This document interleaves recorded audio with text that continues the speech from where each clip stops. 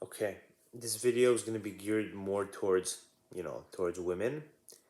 Um, and it's going to be on why it's hard to keep a man for you. So there's are some women, um, and some women that, you know, that watch this channel, um, that find it hard to keep a a man in their lives. They just have relationship problems. They just struggle, right? And on once on like for as a man, like you know, as a man, it's such a different game in terms of the relationship sphere and thinking about keeping a girl and keeping, getting a girl and keeping her.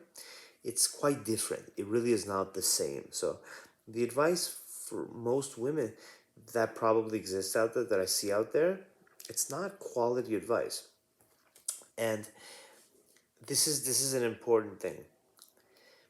The advice has to come not like from a man or a woman. That's not what matters with the advice. It has to be from somebody that's actually knowledgeable about relationships, that actually knows something about relationships, right? If the advice is coming from a place of cliches or one liners, and the person is now really you have to be vulnerable, right, to give a really good answer when you're talking about relationships. If you're not going to be vulnerable, it's just not going to be a great answer. It could be a mediocre answer, could be a good answer, but it won't be a great answer. So, and then sometimes women seek an answer from a woman, and sometimes they seek an answer from a man, right? Probably an answer from a woman, a woman that's capable, right, of keeping men. That would be the ideal answer, not an answer from a man. Just like a man who wants to know more about relationships and keeping and getting women and having a happy relationship, having a happy marriage, that that man shouldn't go to women to get that advice. Really, no, that's not where the advice is going to be had.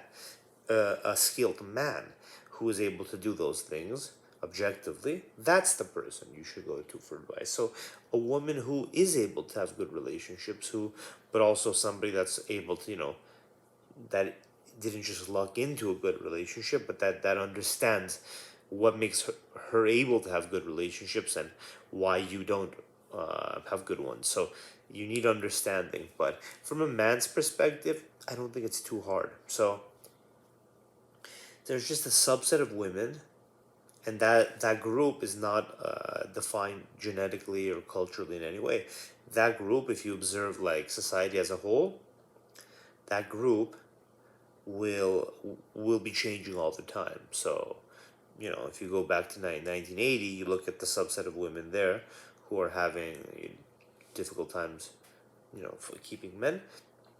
Go 30 years in the future, some of them are married, some of them are no longer having difficult times keeping men. So it's a group, but it's just there's constant osmosis from the population into that group and out. um, and so if you find yourself as part of that group, or you just nobody finds themselves as part of that group, there's no like membership where you say, hey, I'm part of the group that can't keep a man. Of course, that's stupid to say. If you feel like you can't do it, if you're watching this video and you feel like you can't, you're having trouble keeping a man, it's I think it's not as hard as you think it is, right? It's just not as hard as you think it is. The root cause of all this stuff, the root cause of everything pretty much, is the identity, your own identity, the way you see yourself in the world. The way you see yourself in the world, the constant, like, that this habit of perceiving yourself as a person and, living a life, and watch my previous videos to learn more. There's a lot I say on that. But basically this constant habit of pretending you're a person, like a monkey, instead of realizing what you really are, your true nature.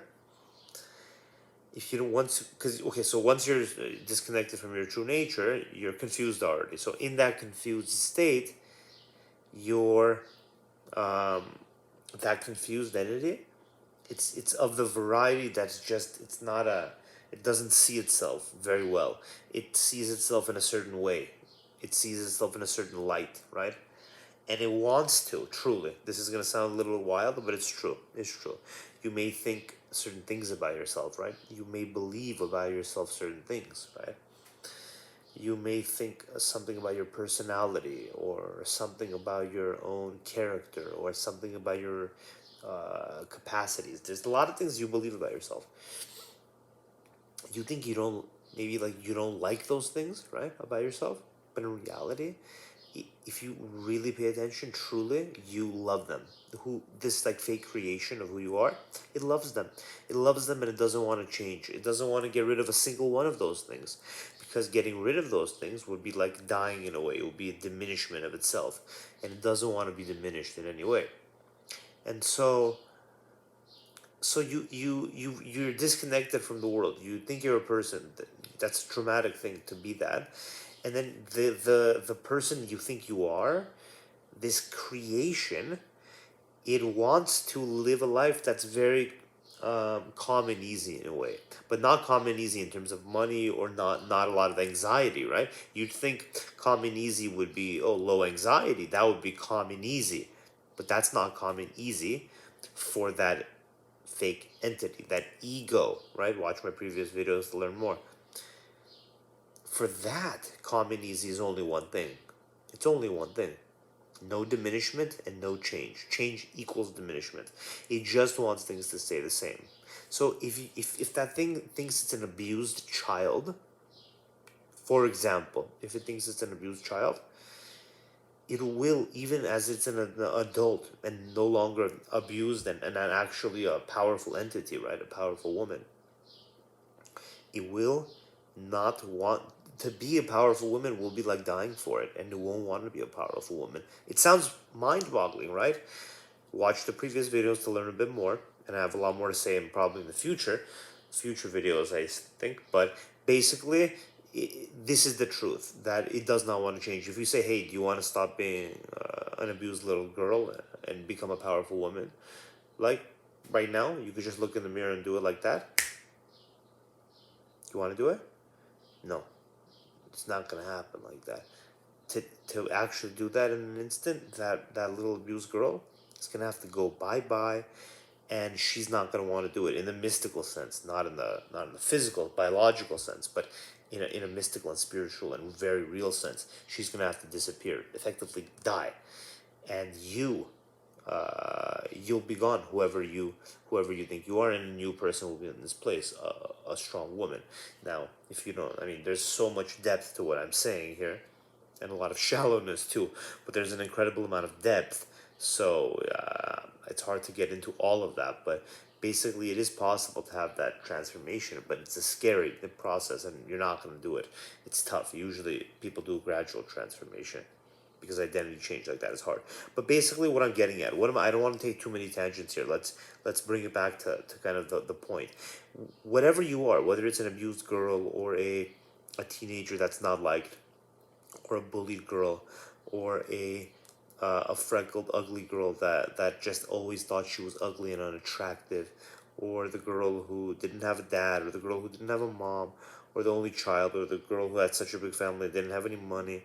Whatever you are, whatever you think you are, you want to be that. You don't want to change. Truly, you think you do, right? That's the insane misery of your existence right now. That you think you want to change, but in reality, you don't want to change at all. Literally, you want to stay exactly the same, right? And so the solution here, is to start a meditation practice. Basically, that's the solution. Another tangent here, I apologize, but that is the solution. So say whatever happened to bring you here, whatever circumstances, say for the last 5 years you were diligently having a meditation practice, you would be a different type of person. You'd be different, and definitely more resilient, and you'd feel happier and better, right? And I wish that for you. So start a meditation practice. That's helpful, very healthy thing to do. So okay, so you don't want, so whatever you are now, right? Whatever you are now, back to the point of the video, whatever you are now does not want to change. So if you're the thing you are doesn't see itself as someone that can keep a man for whatever reason, or that not keeping a man allows yourself to continue perpetuating that. It's not that you see yourself as somebody, oh, no, I'm somebody that can't keep a man. It's that ego part of you that's not all conscious, not all accessible to your conscious awareness. That part of you, maybe it's not actively seeking to be the, oh, I want to be a lady that's dumped all the time or ghosted on all the time or that can't even get a single Tinder date. I want to be that, but no, that's not what it wants to be. Maybe it does want to be that, but also maybe it's just that the kind of person you'd need to be, the kind of person you'd need to be to keep a man long term, is just not aligned with what you think you are, what you currently think you are, the current delusional, crazy illusion, right? So you're disconnected first of all, right? Again, first of all, completely disconnected, which is traumatic. Of course you're gonna be miserable. Of course you're gonna be sad. Period. Nothing's gonna make you happy if you're disconnected from your true nature. So you're disconnected. Oh my God, you think you're a person, and then what kind of person are you? Oh, well, whatever the kind of person you are, it's not very aligned to keeping a man long term. Okay? But it could change like that in an instant. But it's hard to do. I'm trying to bring this video into a conclusion here. So okay. So that's who you are, right? This is just a good starting point for you to think about. I'll talk more about this in the future. But you you're the whoever you are, whoever you think you are, this illusion, it's either actively like wanting to maintain a state where you don't have anyone, or it's not aligned to keeping a relationship long term. It's just not very aligned. To be able to keep a relationship long term, it would have to change. And again, like I said before, watch the previous videos, changing is kind of like dying, right? It really is. It seems like we want change, but in reality, we don't. We don't really want it. It's tough. So it's paradoxical. It's wild, right? Not to say that change is bad. Not to say that we shouldn't pursue change. I pursue change. People should pursue change. Healthy change. Change in the positive direction. It's just that to pursue it, you have to directly battle this fake creation, right? This fake ego that does not want to change, that does not want to be diminished or adjusted or transformed in any way. It wants to stay exactly the same. Maybe that ego was formed when you were 10, maybe when you were 5, maybe when you were 25. I don't know. But it is what it is, right? And you're going to have to actually put energy to change it. And you can do it, but it's going to take energy, not some approach that doesn't acknowledge the literally the enemy in front of you, the fact that you must put incredible energy, you have to drive with force to be able to change, given there's so many obstacles to change, given your very self, your very nature, this very like fake creation that you think you are, it itself is going to be the main obstacle for you, right? So you have to tap into your bigger self and drive forward. Oh goodness, another tangent that was, I guess. Okay, let's bring it back. Let's bring it back here. So that's why it's hard for you to keep a man, because you're just not the kind of you just think of yourself as not the kind of person that keeps a man, and that's the most general answer I can give. That's the most general answer I can give. And there could be, and then that's the umbrella answer, and then there's themes under it, which I'll talk about later in other videos. But one of them, one of them could be you don't demand enough from the men in your life. One of them could be that you don't demand enough, right? Another one could simply be that you are attracted and interested in men, that you pursue things with men, relationships with men that are just clearly to anyone. Like if I saw that guy, like whatever random guy, I would say, yeah, this guy's not gonna be in a relationship. He's not in a state for a relationship. It will be clear to people, and it's not clear to you, right? That's not good. Two possibilities there. Either you don't have the skills. You need to literally build the social skills and awareness to read cues and see things. That's one possibility. And the second one is that you are reading those cues, but you're just ignoring them. So, okay. But even if you were able to be better at discerning which men are likely to stick around or not, you know, maybe you'd still have other obstacles, right? I don't know if that would be your only solution, right? If you can't even get a Tinder date, right? If you're getting matches on Tinder or whatever dating app you're using, and you're not able to even date a guy, tough, right? Tough. Because you're already going, think about who's on Tinder. Think about that. Not the best of the best, probably, right? Unfortunately. I'm just being honest with you. Not the best of the best. Who's on a dating app? Somebody that's either not in a relationship and looking for one, right? So if you're gonna group everyone in the world, men and women, group them. Say in a relationship, not in a relationship.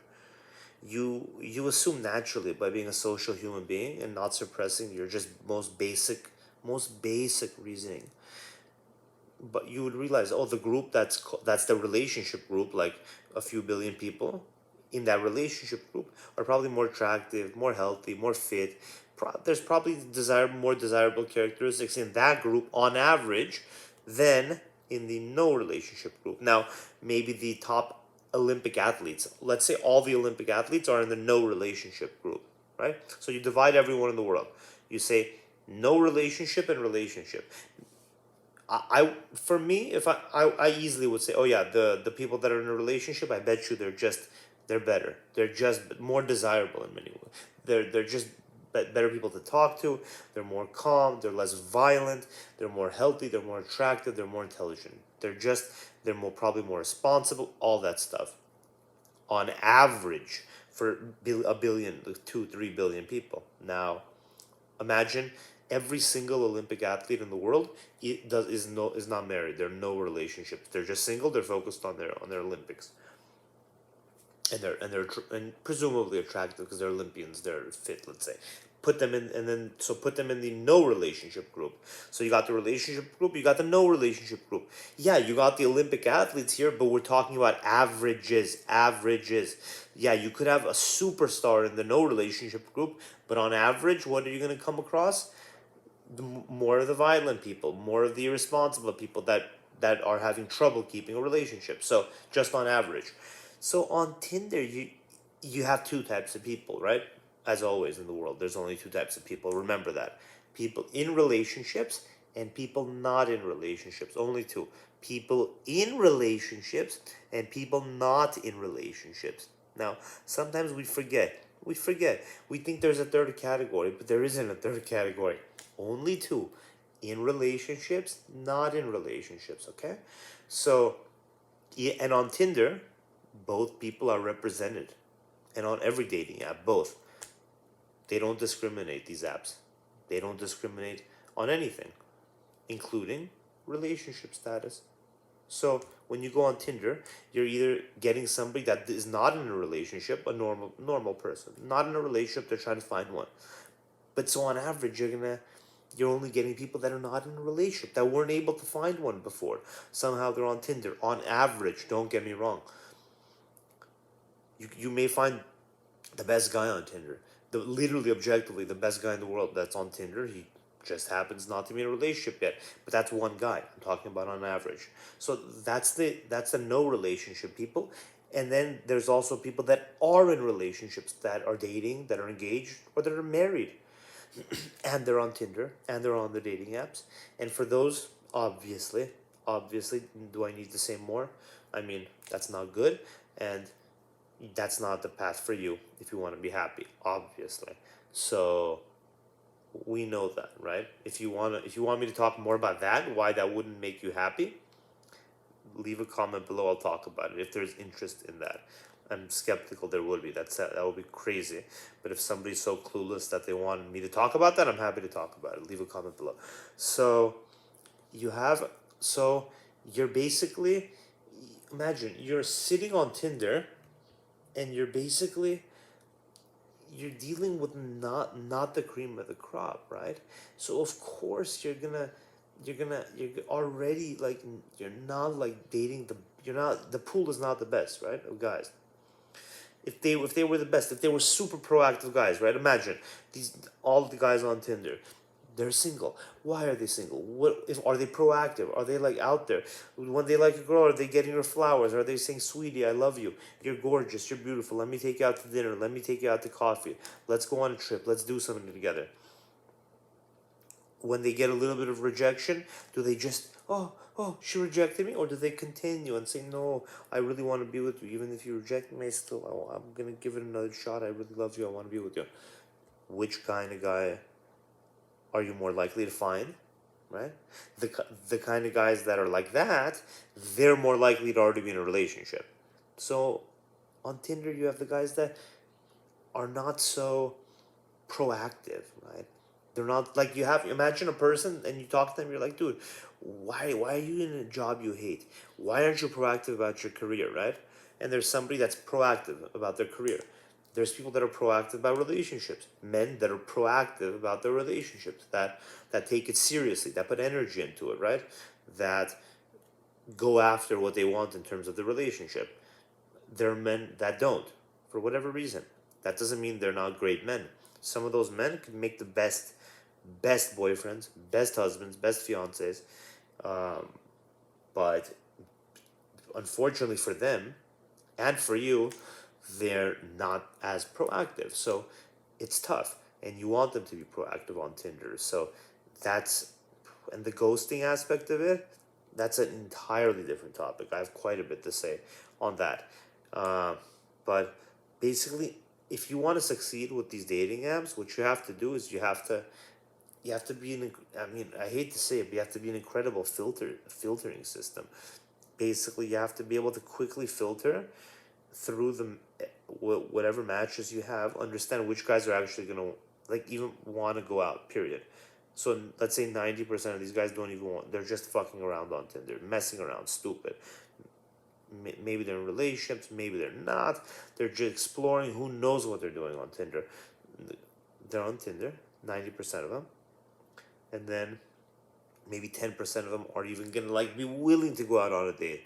Like out of the nine, out of all your matches, maybe only 10% of these guys are actually in the headspace where they're on Tinder thinking about going on a date. The other 90, there's so many other possibilities that they could be on Tinder, especially for men. For women, women are less likely to do that. But men are crazy.